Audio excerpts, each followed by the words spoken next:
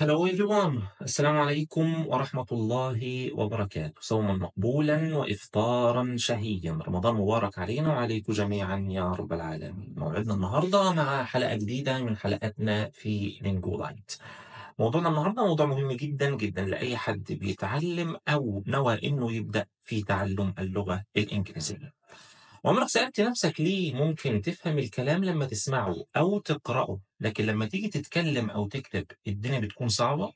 لازم الأول نعرف إن أي لغة بتعتمد على 4 مهارات مقسمين إلى نوعين اتنين. النوع الأول receptive skills and productive skills. تعالى نفهم الموضوع مع بعض ونعرف إزاي نطور المهارات دي. المجموعة الأولى اسمها receptive skills، وأول حاجة عندنا الperceptive skills دي بتشتمل على listening and reading.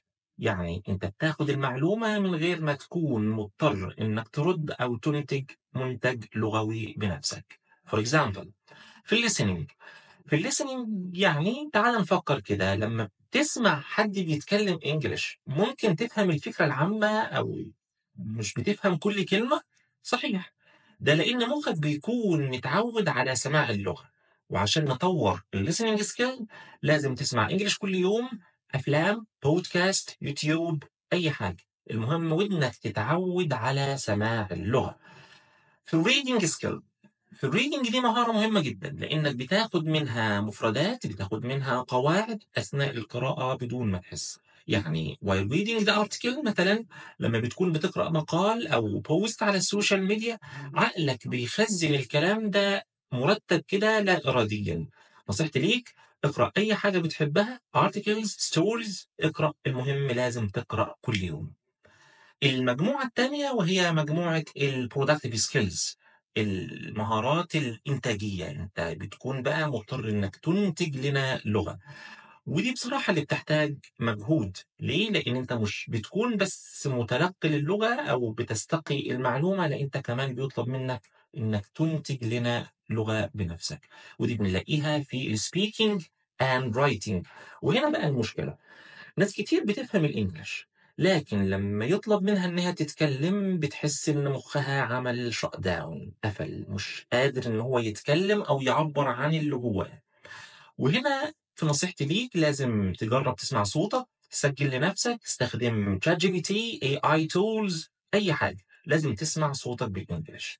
المهاره الاخيره وهي الرايتنج، وده برضه مهم لانه بيحسن تفكيرك بالانجلش. مش لازم تكتب في البدايه مقالات طويله، ممكن تبدا بيوميات بسيطه. For example today I went to the zoo, I went to the gym, I like football. اكتب اي حاجه بالانجلش، بوست على الفيسبوك بالانجلش.